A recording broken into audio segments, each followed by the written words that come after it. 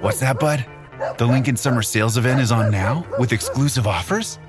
Oh, so you want to feel the wind pouring through the available open panoramic vista roof on a road trip? And spend the afternoon beachside hanging out on the back of the spacious Lincoln Splitgate? Okay, I'll schedule a Lincoln test drive today, right before your vet appointment. Visit your local Lincoln retailer or learn more at Lincoln.com. Hello? Look what TJ Maxx dragged in. The Devil Wears Prada 2 is now streaming on Disney Plus and Hulu. We are digital, we are downloadable, we are streamable. The fashion event of the year is certified fresh.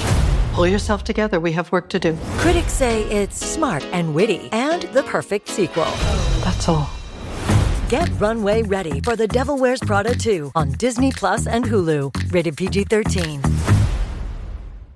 Hello, everyone. Welcome back to another episode of Teach, Sleep, Summer, Repeat. My name is Dylan. My name's Hayden. Just snuck that in there, Hayden. A little bit of summer. Clever. That's why you're the podcast host and I'm the assistant to the host. That's the one. Full assistant to the podcast host. That's the one. How are you? That's a... Well, do you know, it's That's summer. something you've never asked me before in my life. I've asked you on the podcast before. Do you remember we used to do a little bit of a catch-up? Yeah. Before we were like, I don't want to know. I already know what you've been doing. Back in the day. How am I? Well, let me think. I was at your house yesterday for most of the day where our children were playing. Really nicely, by the way, which was lovely. Can you believe it? For about an hour. Yeah, but still. It was good. It's an hour more than normal. That was the birthday present to your girlfriend. Yeah, I know, right? There you go. We can sit for a bit. Yeah. That's the gift now in adulthood when you've got young children. You can converse with one another and actually hear what they're saying for a bit. We had a moment, didn't we, where Thank God. we could do that. It was amazing. Right? But yeah, in general, I'm okay. I'm going to pretend I'm not dying in this sweltering heat. But other than that, like, you know. I've got the fan directly on me. You have. A bit quieter this time. Not oscillating either. Because I had a little bit of a meltdown last week, didn't I, Dylan? The fan every now and then hit the microphone and made a horrible noise. I'd love to know how many of you actually noticed that. Because, Nobody. Yeah, probably not. Because I'm an editing supreme wizard. As we all know from the quality of this podcast in the however long that we've been. I went to a wedding the other day. And it's weird I didn't ask. It was a teacher's wedding. Sorry, carry on. Sorry. No, it's weird because you asked how I am. I have actually only asked how you are in the hope that I can then go and talk about strange. Strange that. I'll have to find a bit where I asked how you are. But yeah, carry on. But there's something about, right? There was a group of us. I was on a table with some, because my partner was bridesmaid. Mm-hmm. There were a couple other bridesmaids on the table as well. And I think out of the 8 of us on the table, 6, no, maybe 7 actually. 6 had taught. Or were teaching now still. So it's very teachy. And it's incredible how much teachers can yap, like including me. Like it was unbelievable. Like it says us. You I know, right? On the 200 and whatever podcast we're on. But you could just like really just hit your stride and talk about anything. Oh my goodness. We were just talking for hours and hours. Anyway, it was really nice. They were really nice people. It was a lovely wedding. And there was one thing that happened in the evening. I haven't told you about this because it's really funny and random. Okay. Right. So we went over to the guest book. One of the things Lauren was doing, because she was bridesmaid, she was just trying to make sure everyone signed the guest book before they left. Yeah. Because obviously everyone's just pissed in the evening, having a good time. And we went over to get the guest book. And it was with Fran as well. Fran, who works with Top Dog, anyone knows our tutor. And Fran works with us. We've worked with Fran for about 10 years. Yeah. She was there as well. Another teacher, filled with teachers, obviously. And we went over to grab the guest book. And we picked it up because we needed to sign it ourselves as well. And as we picked it up, these 2 blokes next to us, one of them was like drinking out of a bottle. Like a bottle of champagne, right? Oh, wow. And he just threw up everywhere. Oh, right? God. Seriously. Oh. Right. No, listen. Right. Like everywhere, all over where all over where the guest book was. Oh. But we'd just taken it. We were like, oh my God. God, that's so lucky. Us 3 all seen what had happened. We were like, oh my goodness. This guy was like covered in his own sick. Because where he was drinking a bottle, it went everywhere. Oh, that's disgusting. Like literally projectile, right? Please keep telling me how rank this is. This is one of the funniest. I was like, what have I just witnessed? This is insane. Yeah. The guy was just going to leave it as well. So like, we went off to, anyway. Oh. So this guy was covered in it, right? Later on that evening, the bride came up to me and said, oh, apparently you've been sick. And I was like, what? I was like, what? Yeah, someone said a guy with rolled up sleeves and a beard. He was the one who got sick everywhere. They had tried to frame me. No! Right? So these people, this bloke had got sick after drinking, got it everywhere, all over him, right? And had gone round with sick all over him going, yeah, it's someone else's. It's that bloke's. And pointed to me. The guy covered in sick. So for half the evening, everyone thought I was the guy who'd just been sick all over everything and just carried on with my night. Oh my God. I was on the dance floor having a drink and they completely framed me. And I was like, no. There was 3 of us there who saw it happen. I saved your guest book. I helped him anything. and the bride and the groom, I play golf with the groom sometimes as well. They're lovely people. They're so nice. And they were just like, I did say it didn't really feel like something you'd do. And I was like, thank you, because I didn't. The fact that at some point, though, for a while, they were just like, oh, wow. They were doubting it, but they were like, oh, but that, they wouldn't lie. I didn't think he would do it. Didn't think he'd do that. That's weird. He's been sick all over my Yeah. table. No, I watched it happen. Classic Dylan. And the guy I was just described as the guy with the beard and his sleeves rolled up. That's so funny. And they were looking around like, there's only one guy here with a beard and his Yeah. sleeves rolled up, and it's him. That to me is one of those situations where if you're getting the blame anyway, you might as well do the crime. At that point, I'd just been chundering for fun. But the thing was that between it happening and that conversation was genuinely like 2 hours.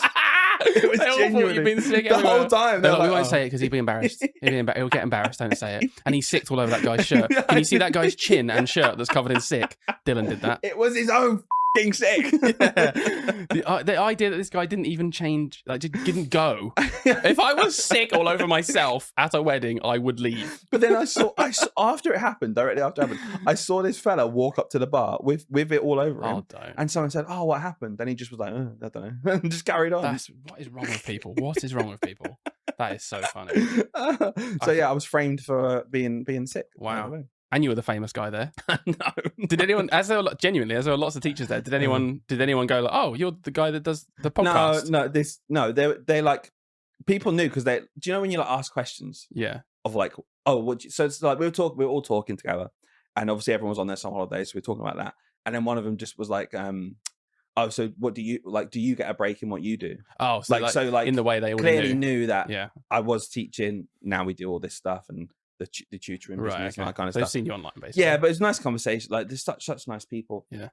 Maybe, do you know, as I've got older and met more people as an adult, it's made me realize that there are just people that are just nice. Yeah. Are just lovely, nice people who are just good. Because my cottage, I know enough people. Yeah. I need to know more people. I know more than I know one at least. I've got 4 people that I know, and that's fine. Yeah. But no, it was really nice. You had the perfect opportunity to go hard, Brent. You've done so much David Brent there.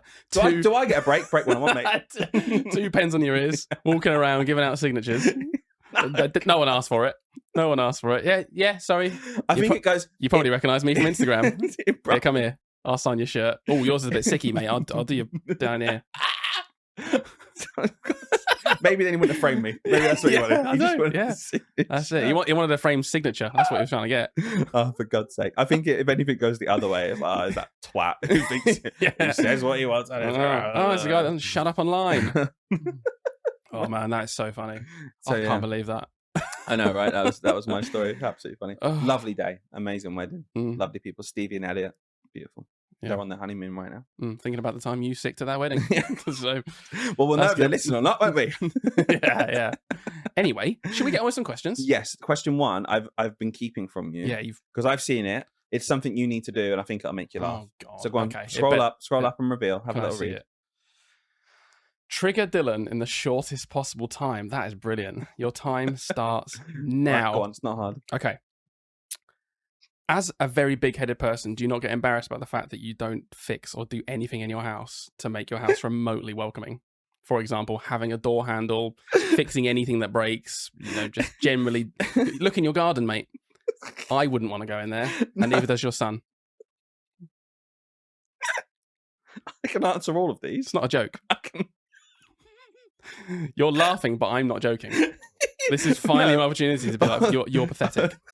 Hello? Look what TJ Maxx dragged in. The Devil Wears Prada 2 is now streaming on Disney Plus and Hulu. We are digital, we are downloadable, we are streamable. The fashion event of the year is certified fresh. Pull yourself together. We have work to do. Critics say it's smart and witty and the perfect sequel. That's all. Get runway ready for The Devil Wears Prada 2 on Disney Plus and Hulu. Rated PG-13. Starting a business can seem like a daunting task, unless you have a partner like Shopify. They have the tools you need to start and grow your business. From designing a website to marketing to selling and beyond, Shopify can help with everything you need. There's a reason millions of companies like Mattel, Heinz, and Allbirds continue to trust and use them. With Shopify on your side, turn your big business idea into... Sign up for your $1 per month trial at shopify.com/special offer. Has it worked? You seem to be laughing too much. I'm not. You don't seem very triggered. I thought it was really funny. I thought you were going to go down the route. I thought he's so rich because he won a millionaire. that would have triggered me. I've already done that. That's my normal triggering. Yeah. It's funny because you've got all this money and you don't even fix your house. Dylan's oven broke about 3 months ago. And he's just decided to cook in other ways. He was like, I don't need an oven to cook. It's essential for cooking. Essential for cooking. I don't need an oven because I've got... by the way, he's got loads of money, so he's bought about four Ninja food cookers that he's just got on his massive desk, worktop downstairs. Oh, I tell you what, the money thing really does trigger me. It does, it really does. The other stuff's funny. I can get over it. Yeah. But that really triggers me. Does it trigger you because it's real and you can't defend it? No, it's not true. I live in the southeast of England. All of that money went on a house. Yeah. Can't wait till that land tax massive one. There you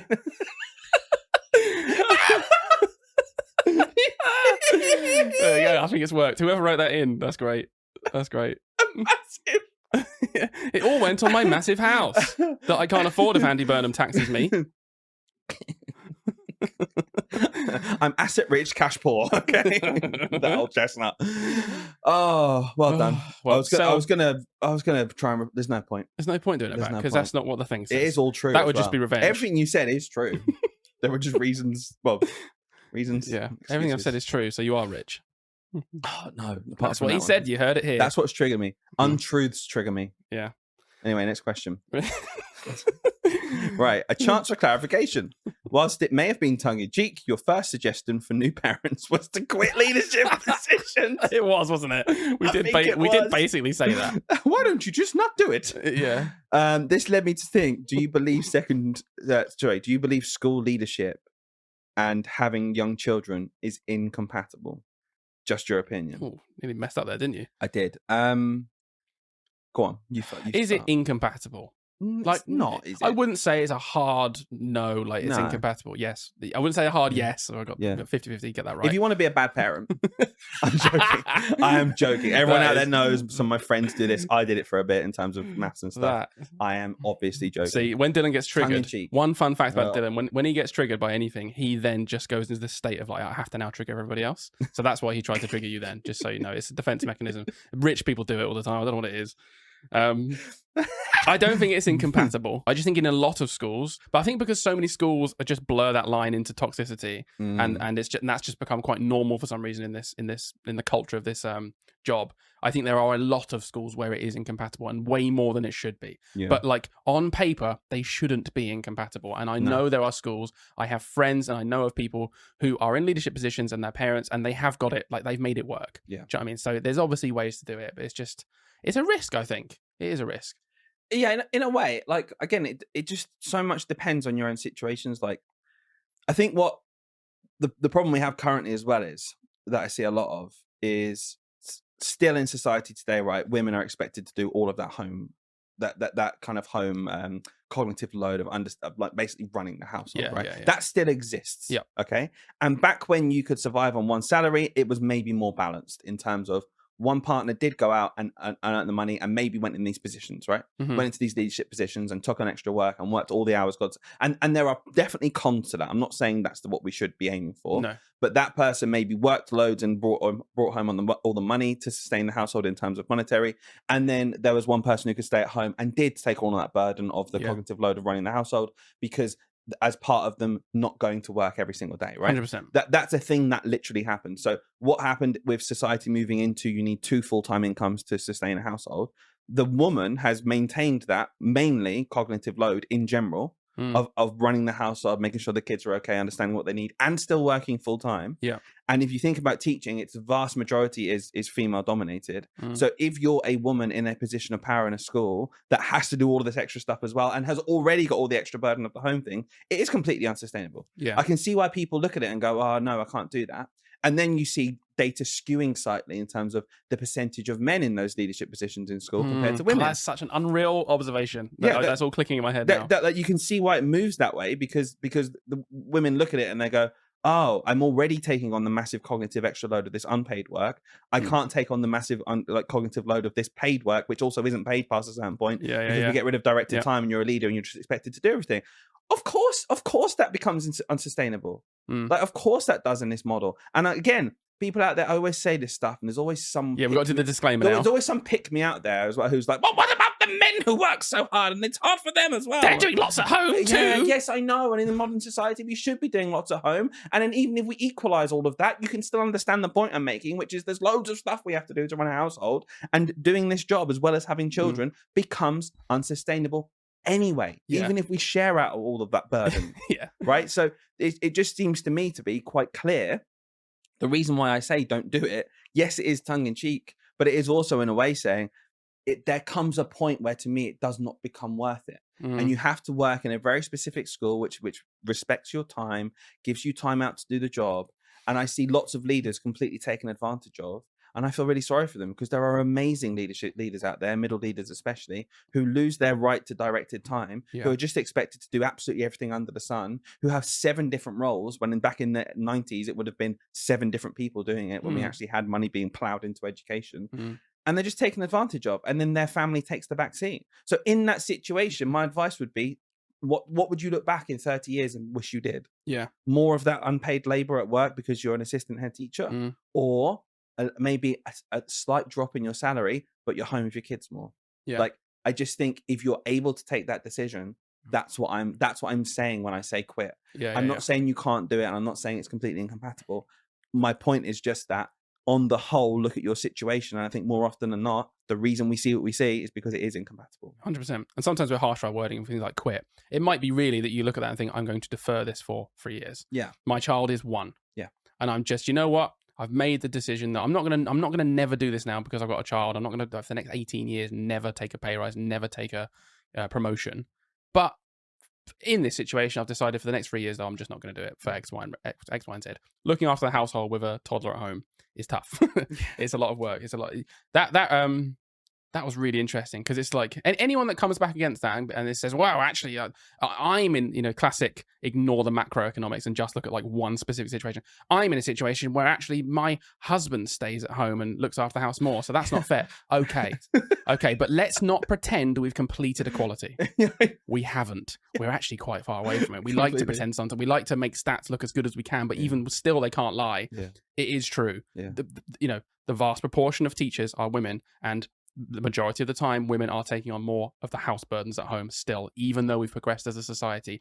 And funnily enough, when we built society around the old model, we didn't change anything since then. Like, the jobs are still, like you said, they're still as tough. Like, we built this role being really tough around a man's job at work because he doesn't have to come home and do all of the stuff at home because his wife, who doesn't work, does that. So we've made this job fill all of his time.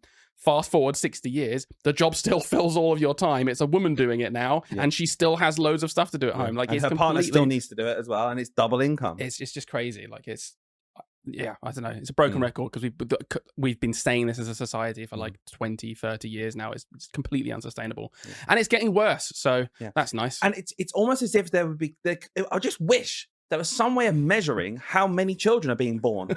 and I imagine it would plummet if it was broken. Wow. If it was plummeting, you think we'd have done something about that? Yeah, we definitely should have not just go, well, I think maybe it will change in a couple of years, which maybe someone in the education secretary said to us in an actual meeting. That we can't possibly predict the future and we'll just hope it goes up again. Oh, that's a good, brill. Absolutely. Wow, what all the new EdSec things? Well, we've still not had a bloody message. No. Waiting, Lucy. I saw Andy Burnham do the career ladder the other day. Maybe come onto an education podcast. I don't know. That'll get her on. You don't have to hold your bladder because it's time for the career. You're the Prime Minister. I've guessed it. I know you are. We all know. You're the guy who's not been off social media for 2 weeks. Yeah, I was going to say. Saying that you're the Prime Minister now. Yeah. I don't think that we should do this. By the way, I am all for the Northern thing. Because I've seen a lot of people say people take the mick out of Northern accents when they're pretending to be someone who's uneducated, blah, blah, blah. My whole family are Northern. And they're all uneducated. That's so funny. I'm all for the spreading of power. But it's a bit obsessed with Manchester. Bit cringe. A little bit obsessed with Manchester. Yeah. It's like I've seen people who are like from Newcastle going, hello. Do you want to come to the actual north? No. Manchester's quite near the middle. But yeah, I get it. It's symbolic. Anyway, moving on. Yeah. Is English a bigger subject to lead than maths in primary? From an English lead, it always seems to get equal weighting of time, I can't today. What's going on? What are you trying to say? Remuneration. Well, yeah, it's because it's written. Right. Oh, it is. It says remuneration. Okay, so sorry. Anonymous submission. Anonymous was going to say you have messed up our podcast, and he is livid. And nothing to do with the fact that I just can't read. Remuneration, but English is oracy, reading, transcription, and writing. So should they be equal? I think there's quite a simple answer here. Is English a bigger subject to lead? Before you say it, Uh-huh. From 2 maths leads of 10 years each. Yeah, and we're not just saying this because you're an English lead. Yes, Yeah. It is much bigger subject Of course to lead. it is. Much bigger subject. So we both agree with that. So let's go a bit deeper then. Do you think English itself, there's pros and cons to both, I suppose. Do you think English then, so maths, let's say it's one person leading maths. Yeah. Do you think English should also be one person then, but they just get more remuneration, more time out? Or do you think those roles within English should be maybe you have 2 or 3 people leading it? Of course. To make up for that fact? I think there's pros and cons to both, genuinely. I think there's pros if you can have one really passionate English lead who has a head on all of it. I think there are lots of opportunities to marry together writing and reading and GPS into writing, however oracy, all of that stuff. I think that is nice. They overlap, don't they? But we can't, you just cannot pretend that that's not so much more work than just leading maths or just leading geography or just leading art. Mm-hmm. It is more. So in reality, I think school leaders probably should look at that and go, oh, that would be nice, but maybe let's have 2 people doing it. Maybe let's have a writing lead and perhaps a reading lead, and between them they just share out everything else and they work together. I think that would probably be a better outcome. Yeah, I agree. The problem is when that does tend to happen, they because I've heard of that happen literally like in lots of schools that I've been a part of. For example, give the example right now. You and I shared maths. Yeah. We also shared the TLR. So the point was, leading maths gets this TLR. We share it. So there's half the work, we get half the money, and that's fine. Yeah, and we were okay with that. What tended to happen though as well was with English. Let's say they split English, instead of it just like being splitting maths, we're saying it's a bit less. Yeah. They split English into writing and reading, but they also got half TLR. Okay. So it's not what that doesn't necessarily actually take into account that the job is bigger itself. That's wrong. That doesn't make any sense right, to me, because I'm like, that is literally the same as one person leading it. So like someone leading writing, someone leading maths, someone leading reading. Yeah. You would say they're all kind of, let's just say they're all equal weight. So if you want to split maths, fine, you split the TLR. Yeah. But they're always split. And if you want one person to lead it, they get both. Yeah. I think so. I think so. Genuinely, I think that would actually be fair, because it is just 2. Because let's dive even deeper then, because we're saying there's like a bit of a like a lead, not a leadership, but like an order of how much work is expected and how big the job is. We're saying English is ahead of maths. I agree with you. Is maths ahead of everything else? What, in terms of importance, or in terms of like how much workload comes with it? Almost the same as what this question is. Is it a bigger subject? Weighting of time, remuneration. Like, okay, so because I think we all know and understand how core subjects work. And how and how foundation subjects work. And clearly, in terms of the data we get and the school pressure and whether we agree or disagree, English and maths, in and of its own, we need children to be really good at maths. Those. Is innately on a pedestal versus all the other subjects anyway. So in terms of leading it though, is it another step where, because we often see this, maths and English get a TLR, everything else doesn't. Yeah. It feels as if maths and English is maybe put too close, because I agree completely. English is the bedrock of everything. You need English to do history. You need English to do science. You need English to do maths and understand what you're reading. It's the most important thing by a mile, 100%. And it's the hardest thing. There's loads going on. Then it's maths.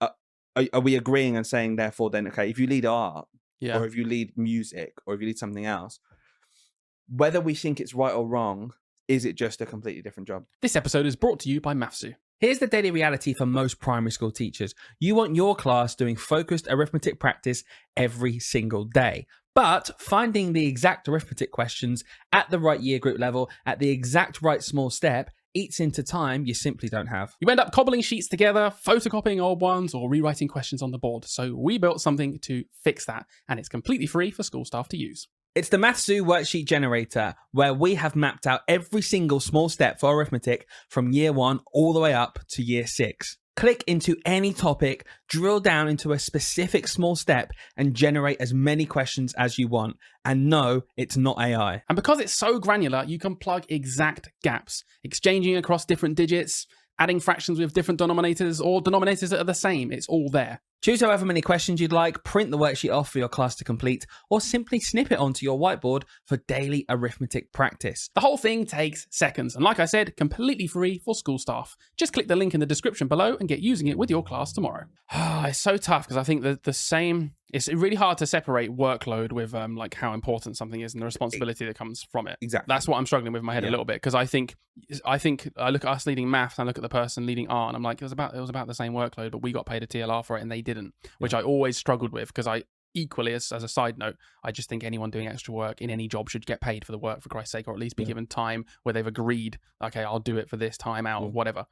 So I do still think maths is on a pedestal to the foundation subjects, for the same reason that whatever the reason is that we made it a core subject in the first place, just apply that exact same logic as to this situation as well. So I do understand. I think maths is a bigger job because of the burden and responsibility that comes with it, because all of the data points, the way the school is judged. I think it is just a bigger job than any of the foundation subjects, but not necessarily in workload, which is why I'm struggling to explain this, because I'm like, bigger in a metaphorical sense, but not necessarily in workload. So Hello? Look what TJ Maxx dragged in. The Devil Wears Prada 2 is now streaming on Disney Plus and Hulu. We are digital, we are downloadable, we are streamable. The fashion event of the year is certified fresh. Pull yourself together. We have work to do. Critics say it's smart and witty and the perfect sequel. That's all. Get runway ready for The Devil Wears Prada 2 on Disney Plus and Hulu. Rated PG-13.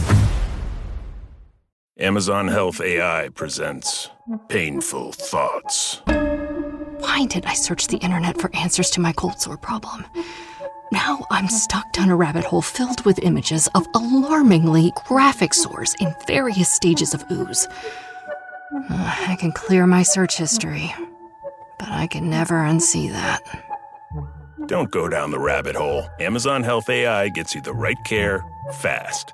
Healthcare just got less painful. In terms of maybe like next on the line kind of thing, like maths data is bad, it's a huge issue, right? It's harder to track everything. It's going to be a first priority. If you had low maths data and your kids weren't very good at I don't know, let's just stick with art. Okay, right. With art, right? Most schools, whether we think that's right or wrong, are gonna, if they look at those two things, we've got enough that we can prioritize one of them. We do spend 5 hours a week doing maths, right? And 3 hours a term doing art sometimes. Like I'm disagreeing with that. I think that's terrible. Yeah. But that is the system we're in, because maths is on that pedestal, because it's seen as we need the children to get these scores. Yeah. The system we're in lends itself to that. Doesn't necessarily mean we agree with the system or like it. No. But realistically as well, the children need to be good at maths. Yeah, it's more of an observation at this point. And I think maths is more of an ongoing workload. Like, I agree with you to an extent, but I also think there are definitely some years where the art lead didn't really do anything because we weren't changing the art curriculum. They maybe like had a day out to go and genuinely go and sort the art cupboard out for everyone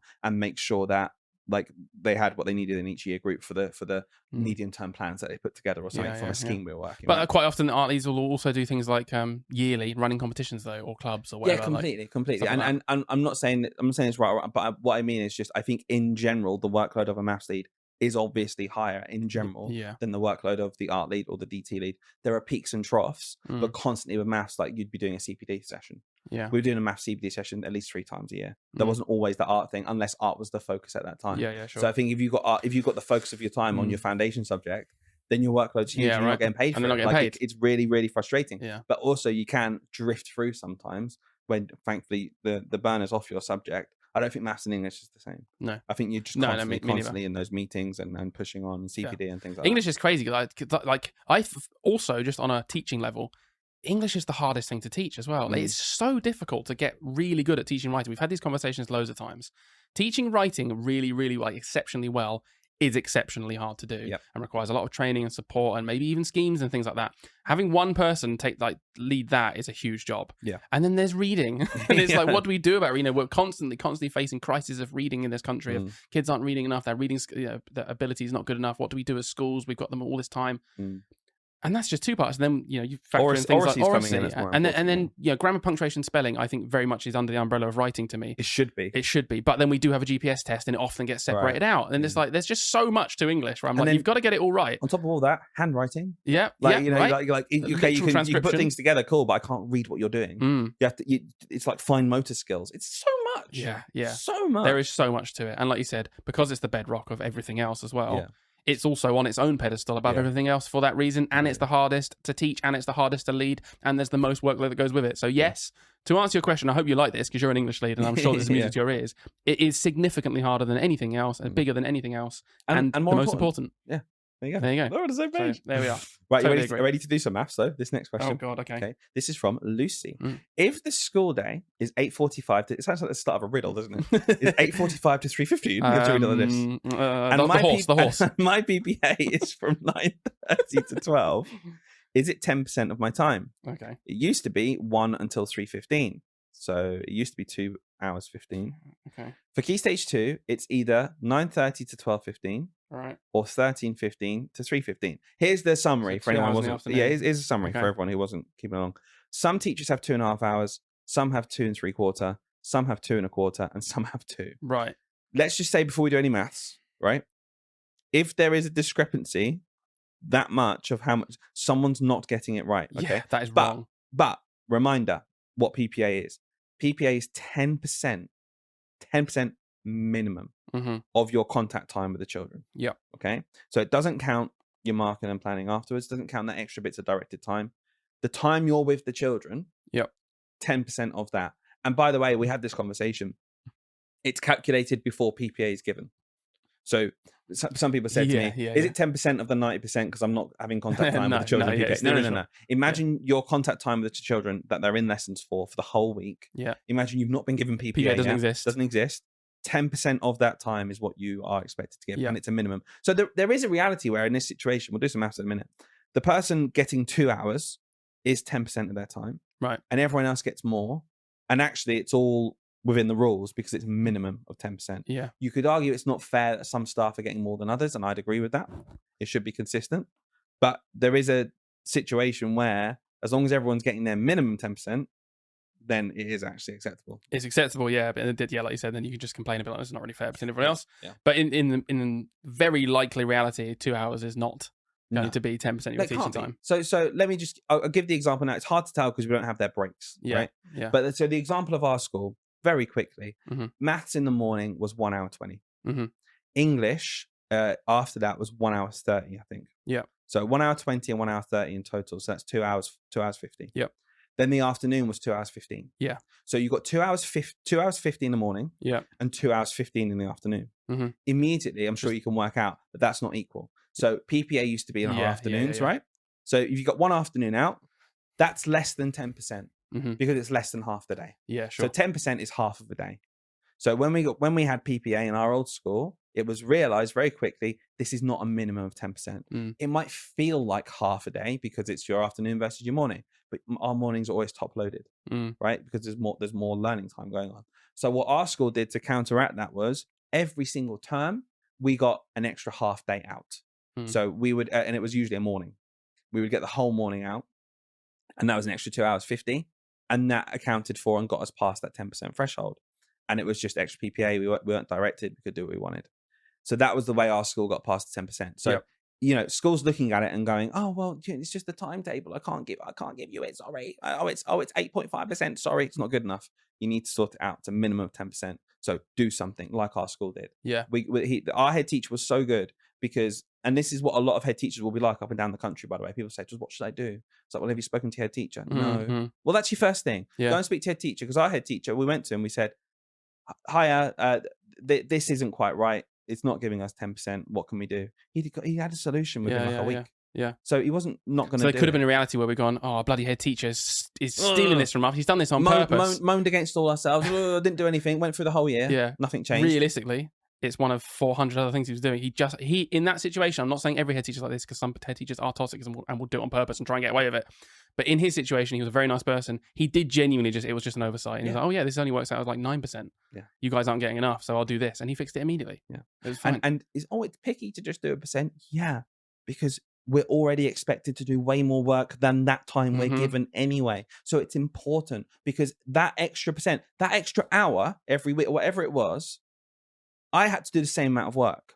So what it was essentially saying was, anything we miss out of in school, you have to do at home. Yeah. And it was taking time away from my family. I was like, well, I'm sorry. No, this is a job. This isn't a favor. This is a job. So just be really, really, really clear. And so what I would say to this person is, add up your contact time with the children exactly. Yep. Find 10% of it and see if that's what you're getting every week. If the answer is no, it is a very simple conversation to have with your teacher. Oh, hi, by the way, I just checked PPA. It actually works out that I'm 45 minutes short a week. That's obviously, it might not sound like much, but that could be an extra. That could be an extra lesson that I plan, or an extra set of books that I mark that I'd otherwise have to do at home. And I would appreciate it if we could try and find a solution to this. Send. Because again, one of two things happen: either they find a solution and it's cool, or they don't, and then you escalate it. And you know what else is great? Time. Everyone else works there as well, also getting shafted. Tell them too. Yeah. I'm sure they'll equally be like, oh yeah, let's definitely sort this out. Unless you get in 2 hours 3/4. And it's like, okay, we've got to take it from that guy. No, whoa, don't take it from me. Oh man, that's so funny. Yeah, just be really clear. Work it out. Literally work it out, and just very professionally and to the point, tell the people in charge. Definitely. And go straight to the head teacher. Yeah, that's what I always thought was best. It's got to be fair. Just go straight to the head teacher. Yeah, 100%. Nice one. Right, next question is from Harrison. What do you guys think of having forest school sessions in school? My school has a teacher from a different school, same federation, who is forest school trained. And so they come in and do forest school with the early years and year 1s and 2s. And frankly, I think it's absolutely brilliant. Though I sometimes feel like there will be some grump out there that says it takes them away from reading and writing, etc. Just wondered if you guys have experienced the forest school and what your thoughts were on that. Forest school is 10 out of 10. It's what schools should be. It's what primary schools should be. It takes away from reading and writing. Does it? Does it once a week? For sake? Yes. Like ridiculous. No. The children get enough reading and writing. They go into forest school. They learn about nature. They do science. They see a bird. They see insects. It's so interesting and captivating. And by the way, it's where humans are supposed to be, out in nature. Understanding things, seeing things, experiencing stuff, hands-on. These kids do not need to be behind a desk every single hour of the waking minute in school. We should be doing more of forest school, if anything. I think it's any school that has forest school is doing their kids a massive favor. And any school that doesn't, either it's because they can't and it's a crying shame, and we should be trying to find ways to incorporate it in every school that we can. Some schools don't have that. I understand that. Inner city schools, just concrete jungles. They don't have any forest school. But we should be looking at investing in areas that these children can go to, these shared gardens. Definitely. Get out there and do it. And I love it as well, hearing that these children get to go with a professional, a qualified forest school teacher. So it's not an issue that they're being away from English maths. You can do some English objectives if you want to whilst you're in the forest. Like, you can incorporate it into what you're doing. Yeah. You can go back to the classroom after and write some beautiful writing based on a real experience the children have had. It is so good for the kids that I can't imagine anyone out there who goes, nah, what a waste of time. 100%. If you think that, what is wrong with you? This is so good. That one of the last points you made there is the one for me, in terms of like, you can use it as inspiration if you want. Yeah. Right? It kind of leans into something I think about forest school, which is, if we're not, like, the whole point of school to me, our job is to make school enjoyable. I'm like, that kids are spending the majority of their childhoods in these places. The least we can do for them is make it a place they want to come. And if forest school does just that, and it does a lot more, if it just made kids think, I love school, I want to go to school, that is one of the biggest wins we could have. Because do you know what? Happy kids that enjoy school learn quite well normally. Yeah.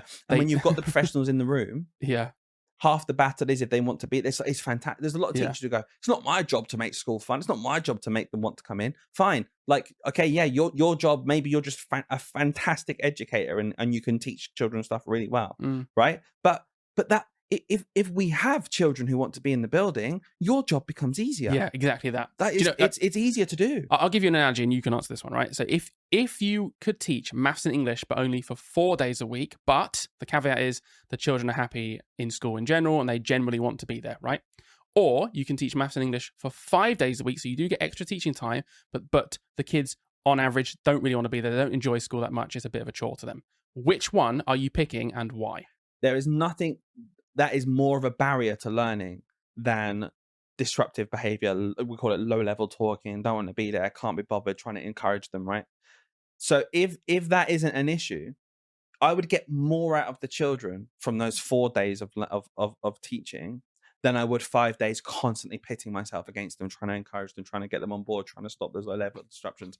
So much of a teacher's job is to try and to get rid of that so that you can teach. That's what so many teachers have said to me. I can't even just bloody teach the lesson because I'm just trying to sort out these little bits of behaviors and they're not behaving and they're not listening and they don't care and they don't want to be here. Should we take them out to forest school? No, because I've got to get all this stuff done. Yeah, exactly. If these things, these initiatives and this hands-on curriculum can change that attitude towards school and even help a little bit and move the needle slightly to children want to be in education. That's part of our job as well. 100%. It is part of our job as educators to make sure school's a place children want to be. How many school refusers are there out there? Okay, yeah, we could sit here, couldn't we, and go, bloody school refusers. The parents don't care about education. They don't care. Yeah, whatever. It's your own fault. Just get them in school. Okay, okay. Are you necessarily wrong? Not all the time. Maybe they don't care about education. Cool. What's your goal, though? What is your goal? Force them in the building? Yeah, your goal is that the child gets into school. And the best way to do that is the child wants to get into school. Oh, well, it's just so hard. Yeah. And you know what? You'll fail a lot of the time. You could put these initiatives in. You could introduce forest school. You could introduce a flexible timetable. You can do what you want and it might fail still. But it also might not. And it might catch some other children who otherwise wouldn't be in school. I think it's an easy brush off as a teacher to say, not my problem. Not my problem. You're not engaged. These bloody not my problem. Kind of is. Yeah. Kind of is your problem. And it's the same with behavior in general. Punitive behavior charts on the wall, shaming children. What is the goal of however you respond to behavior?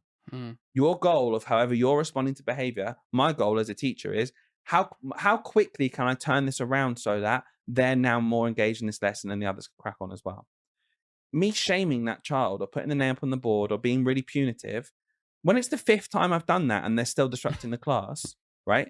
It does get to the point where I need to change what I'm doing. Yeah. And you just need to have a balanced picture. Like that children need consequences and that might be enough to stop them the next time. But when that stops working, change what you're doing. Change what you're doing so that your goal is always children are in my class learning. That was always my goal. Children are in this class wanting to learn. Whatever I did, that was the end goal in mind. Yeah. So when someone said put names up on the board with children, I was like, why? That works for 3 kids and those 3 kids never get their name on the board anyway. Yeah. Once I've put a name on the board, the 3rd time, that kid doesn't care. Because my name's on the board. Oh, okay, I'll stop for a bit. I guess I'll carry on though in a minute. Yeah. Don't care. I'm the kid that gets their name on the board every day. Yeah, what's the point? So sorry, bit of a rant there. Yeah. I think, back to forest school. Yeah. Unbelievable. I think sometimes we have to just remember our childhoods as well. If you were lucky enough, and we were lucky to have gone through school in like the 90s, early 2000s, and people often say that was like people often now look at the 90s and they're like, oh, that really was a fantastic time to like be a kid and go through school, and it was because there was a lot of funding and it was just good. I think we just sometimes have to look, like, just think back. Like, I'm sat here right now thinking, what do I really remember about primary school? We were lucky enough to have, I guess it was kind of before forest school was a named thing and kind of cool and trendy, but we had basically a forest school at my primary school, like just a little woodlandy sort of area with a little pond in it and stuff. That's what I remember the most. I loved that. The idea of going to that made me want to go to school so badly that day because I knew we were going to do that, and we were only going there for 10 minutes. And that's what we do. We just look at, we had toads and frogs and tadpoles, and we look at them. That was sick. I loved that. And then we go back and I do whatever the teacher said all day because I was so happy about the thing. I just got to look at tadpoles. I just feel like there's some simplicity sometimes in life that I think we overlook because we're so obsessed with league tables and reading and writing is the best thing, and we need to compare ourselves to China all the time. And the world in general, you know. Yeah. Okay, or we could go look at a frog. We could look at a frog, and we could maybe chuck a stick at that tree and see who can hit it the highest from the furthest away, and then we'll go back in and do some maths. I don't know, like just some. I'm obviously being silly on purpose. I'll try and make it a bit more funny, but there is some simplicity to life that we miss. Play and simplicity, and just enjoy yourself. Yeah. Have a bit of fun. Make up a game. My whole childhood was making up silly games that didn't mean anything, and it was inventive. And it was creative, and you couldn't put it on a league table chart. But my goodness me, it helped me think things through. Yeah. It helped me problem solve. It helped me understand rules and consequences. It helped me be more social with my peers. Mm-hmm. All of these things are invaluable, and they can't be written down on a piece of paper. But my goodness me, given the environment for them to foster and happen, it's not behind a desk for 6 hours a day. Get them out playing. Let them. We had our own children in the other room. Yeah, we were talking about earlier. They were playing really nicely, right? Mm-hmm. They're 2. Right, they're 2 years old. I don't expect them to play nicely and understand shit. I don't expect that to happen, right? No. And I know part of my job is being consistently telling them what to do. But the other day, we were sat in our room. Sorry, your middle lounge. I was going to say, not his front lounge. I was going to say that. We were sat in his middle lounge. Stop it. Carry on. We're in the. Please call it what it is. Please call it what it is. We're in the playroom, and we were sat there chatting, and the kids ran off into the other room, front right? lounge. Yeah, and so we were just like, do you know what? Let's just let them do it, right? And then we had a couple of screams, yeah, and we went to like jump up, and we were actually no, just until someone's crying, let them do it genuinely. Yeah, because like, they were right. They were fine. They do you know what they might genuinely like? They might be about to hit each other with a toy, maybe or push someone over, or but something. let's just see what they do and if they sort it out themselves. Yeah, and there was a bit of screaming there, and after a minute we went in, and they were just playing. And the screams were just playing. They were pretending to eat each other with a little snake. Yeah. They were sharing toys. They were like, here's your turn. Yeah. There was no input from us. Give them the chance to do it. Those kids are 2, yeah, right? When they're 7, 8, 9, let them go out in forest school and play with each other. They will fall out. You'll have to sort it out as a teacher. I understand. Oh, but it's just so much easier to control them when they're in their chair 6 hours a day. Yeah. Do you know what it is? It is. But is it better for them? Hello? Look what TJ Maxx dragged in. The Devil Wears Prada 2 is now streaming on Disney Plus and Hulu. We are digital, we are downloadable, we are streamable. The fashion event of the year is certified fresh. Pull yourself together. We have work to do. Critics say it's smart and witty and the perfect sequel. That's all. Get runway ready for The Devil Wears Prada 2 on Disney Plus and Hulu. Rated PG-13. This episode is brought to you by Orgain. Orgain Creatine Monohydrate helps improve muscle size, strength, and power when combined with a regular exercise and weight training routine. It supports brain health, and it's certified with informed choice, so you can compete with confidence. Studies show that creatine may support brain health in vegetarians and aging individuals. These statements have not been evaluated by the Food and Drug Administration. This product is not intended to diagnose, treat, cure, or prevent any disease. No. Yeah. Wow. We sort of went off on one there, didn't we? We did, but it's I think the whole education system needs a upheaval. Mm-hmm. So I saw the things recently about Burnham and his technical skills wanting to come into secondary school. I'm all for it. I really want to see the detail on the plan. But the children deserve a broad and wide choice of what to do. And we need to make sure our systems are in place to do that. It's going to take funding. It's going to take training. It's going to take a long-term plan. Well, do we just not bother because it's hard? No, it needs to happen. Yes, yeah, that one yeah, probably. So the one, or can we do the one where absolutely nothing changes, nothing happens, and then we get a new person in charge in 3 years' time? Probably. Let's do that one. Probably That'd be good. Yeah, I mean, I'm not getting hopeful about anything because I'm too long on the tooth now. But they're saying the right thing to begin with. Is all I will say. Let's just see. Let's just leave it there. Let's do one more. All right, go on. Love the podcast. We're always going to fit this one in, won't we? Love the podcast. Listen to it every day it comes out. Thank you. They know the hack how to get red, don't they? Yeah, smiley face. From James, by the way. Hi, James. Appreciate you. As a literally just qualified teacher, PGCE and QTS at Middlesex University, in my mid-30s with now 11 years teaching experience, 10 in China, not only ESL but also core subjects, being a regional trainer. We're really struggling today to read, aren't we? Being a regional trainer for best practice, running an entire teaching department with over 8 staff and having taught ages. It's strange that, before I read the rest of this question, it's strange to read all of that and then they've just qualified as a teacher. Yeah, I'm like... It's like, you've just qualified on paper. Yeah. You are a bloody experienced teacher, clearly, who's good at what he does. How do I convince schools here we go. That in fact my experience isn't invalid. What? Because but it's different over there. Chinese kids are better behaved. Had 5 interviews recently where my experience has been brushed aside because it was while abroad. Right, okay. That's insane. So that bit there for context was in quotation marks. Yeah, but it's different over there. Chinese kids are better behaved is what people are saying to this person. It wasn't. You sort of read it out and I was like, they might not know that. Sure. Yeah, that's mad. Yeah, it's funny that you midway through thought, you're really experienced. You just read it and you're like, wow, this is that. As an ECT, I'm licking my lips. Like, this is the... I mean, this sentence alone was funny to me. As a literally just qualified teacher with 11 years teaching experience. Sorry, what? Yeah. That doesn't really make sense. That was interesting straight away. But why do I can't? Oh, it's different over there. Yeah, we've just literally spoken about it's different in that school as well. Yeah, exactly. That school that's 5 minutes away, that's completely different to this. Yeah, that has none of the same policies as this school. We all have loads of. That's different as well. Do you want me to tell you something now? I worked in 2 schools, 2 primary schools across my career, and I was lucky enough to work in schools where there's a huge thing at the minute where behavior is horrendous. Behavior is the end of everything for teachers, and it's horrendous. It's awful. I was lucky enough to work in a school where it genuinely wasn't bad. No. Like it was that we had issues, obviously, like every school does. But it would be very easy for me to look at my experience and go, "Oh, behavior's not that bad." But I'm a rational human being who can understand things are different in different places. So I go, "Oh yeah, behavior's terrible. Have you heard all these people talk about it?" Yeah. I haven't experienced it myself. So instead of just going, "Well, I haven't experienced it. That can't possibly be the case because I've not seen it. I'm the main character in all of life ever." Instead of doing that, I go, "Oh yeah, obviously it is like a massive issue." Lucky enough that in my school we had different issues, right? But it wasn't that. Yeah.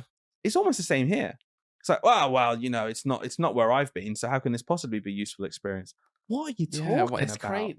The art of teaching is a fantastic ability, and I don't think the bit of paper in England, it trumps the 10 years of practicing that art, albeit in a different culture. I can understand why someone might be a little bit like, oh, I don't know much about that culture. Sure. It could be so different that I don't want to take this risk. Okay, we'll just look it up for 10 minutes. So instead of taking that risk, I'll take the risk on the other ECT who did a PGCE for 7 months, and half of it was just in a room dressing themselves in a bin bag because that's DT apparently. That's certainly what I did. Yeah, but do you know what I mean? Like, but there's drawbacks on the DT. You got two ECTs, and one's got 10 years experience teaching in China, and the other one doesn't. Yeah. It would be strange to me to say, oh, that's a proper con that person's got 10 years in China because they teach differently out there. Yeah. So I'm going to go with the one that hasn't done that. That seems really odd to me. They'd at least be on a level playing field if I was looking at these people. I'd probably be thinking, oh, that's a really interesting like previous career, basically, if we're looking at it that way. And by the way, this guy had done the PGCE as well. Yeah. So like, it's like very odd. I just think if I was an employer, it must be frustrating for him basically saying, yeah, I'm just going back to that PGCE level. I'm just the same as everyone doing PGCE. Because you're not. Like, no matter how you look at it, you're not. You got 10 years teaching. I was in China. Like what? Like, yeah. It's clearly more experience, and it's clearly valid experience. Like, there'll be some schools out there I would have thought it'd be like, oh yeah, I want to do exactly like they do in China. The league tables make it really, really good. Like, oh yeah, it's just insane. Yes, parental input is different. You know, attitudes to education are different. Of course they are. Yeah. So yeah. Like that, it doesn't completely negate the experience. Is the point. I worked. My first school was a really leafy suburb. It was essentially a private school, but state education in terms of like the postcode lottery. Very expensive housing around there. Parents would literally move to get into the school. It was seen as the option for people who didn't want to go to private school, but wanted to go to state school instead. But like, it was seen as like, there's loads of enrichment, very prestigious. I worked there. The parental involvement was like second to none. If anything, they were like constantly treating us like we were a private school when we weren't, right? Yeah. So like, my experience was there. When I moved to school, did my new school say, well, actually, you've been in a school with a very heavy parental involvement. We don't have that, so I guess no. I guess your experience teaching as a whole, everything is completely invalid now. Yeah, no, silly. It's nonsense. I still taught the maths curriculum. I still led maths in a hub. Like, come on. Yeah, it's that seems outrageous to me. Yeah, definitely. And like my last point on this, kids are wholesome and universal in a way. Like I know cultures are different and we have different systems in place, but kids are kids, man. Like. A 6-year-old in a different country to a 6-year-old here, they're 6-year-olds. Like they're kids. Like you can, I think there's a commonality between the way you can engage a child and the way you can talk to them and teach them regardless of the systems in place on top of that. Maybe it diminishes a little bit. Oh, okay, the system was so overbearing over here that it will diminish your experience a little bit. Okay, but I did do 10 years of teaching kids. So at the end of the day, I do know how to talk to kids and interact with them and engage them in different ways. I had that experience. So yeah, I'm sorry that you've been brushed off. Like that would annoy me as well. If that experience was brushed off as, oh, that's nothing, we're just looking at your PGCE and treating that as the only thing, I would also be a bit like, oh, for God's sake. Yeah. But what can you do in that situation? You don't want to come across too challenging and confrontational, because that's probably not going to look good in an interview. But do you think there's anything you can do to counteract it in the moment, or do you just have to go? I think you just explain it, and once you've explained it, if they still don't like it, like whatever, just then go and interview as you are. It's really frustrating, but like if you fight and you want a job at this place, I guess maybe have you could just have 3 things up your sleeve. Yeah, 3 small 6-year-old Chinese children that you chose. That you taught. I taught this child and this child. This one, they were very, very happy with my teaching. Don't do that. But you could have 3 things up your sleeve where it's where you've pulled a common thread out of what your experience and say, oh, because of my experience teaching in China, this is why I'm such a good candidate for your school teaching here right now. Or and just tell them those things. Yeah, this happened to me and here's how I dealt with the situation. Right. Safeguarding. I imagine there were, in your 10 years of teaching, multiple safeguarding issues that of someone who's only just done a PGC won't have experienced. So let that shine through, and then they can't argue with that. What would you do in this situation? I remember one of my first interviews, it was saying about safeguarding. It was like, in this situation, how would you react? And I was like, go to your designated safeguarding. All the stuff that I was taught in my PGC to say. You don't know it, but you're like, I would do this, I guess, I think. Yeah. Whereas you, if you've got 10 years teaching, you say, oh, actually, funnily enough, something similar happened where this child was exposed to this, and I went down this avenue, and in fact, it was escalated to this, to this, to this. And luckily enough for us, the child was kept safe in the end. Immediately, it's like, okay, I can't just discount this. Where was it? Oh, I kept the child safe in China. No, don't care about that. Yeah, as if keeping kids safe is not important anywhere. Do you know what I mean? Geographical. Yeah. But there we are. Yeah, your experience is obviously valid. I hope that validates you a bit more, and I hope you're feeling not put off too much by it. But pretty annoying. But it was in China. So, so you can stop taking on the role now of the employer. I guess I won't care for some reason. Any listeners who aren't in the Great British Isles, I don't care. It's not in this great British country. Why should I care about your list? I do. I love it. I do. Please get in touch and tell us about your experience, because it'll be really nice to hear. Anyway, let's finish up there. We have more questions, but we'll simply continue them next time. Thank you so much for all of your submissions. You can join our WhatsApp community down below, where there is a link to put all your questions in. Before we go, I've done this in a while. Hayden, anything to say? No, I'm just not looking forward to walking down your 7 flights of stairs to get home. But I guess I have to in this heat. This can't be we can't. So back to the first question. No. Sorry, just to finish off and trigger Dylan. Did, in the shortest possible time, I don't know if it was short, but did I trigger you? Only when I told you how to trigger me. Okay, but it doesn't matter. You tried, I was laughing, then I went, this actually triggers me, and you went, oh yeah. And then that was that. Whatever though, but did it work? Yeah. Cool. See you later, guys. Hello? Look what TJ Maxx dragged in. The Devil Wears Prada 2 is now streaming on Disney Plus and Hulu. We are digital, we are downloadable, we are streamable. The fashion event of the year is certified fresh. Pull yourself together. We have work to do. Critics say it's smart and witty and the perfect sequel. That's all. Get runway ready for The Devil Wears Prada 2 on Disney Plus and Hulu. Rated PG-13. I'm Hannah. I've lost 75 pounds in 20 months with GLP-1s, plus diet and exercise. On Ro, I've gone from struggling to run a mile to running farther every day. You can access FDA-approved GLP-1s online. Get the support you need to reach your weight loss goals. Go to ro.co/weight to see if you qualify. I'm a paid Ro partner. 20% average weight loss in 1 year in non-diabetics with obesity or overweight with a weight-related medical condition versus 3.1% in placebo arm. RX only. To stay informed about serious side effects, go to ro.co/safety.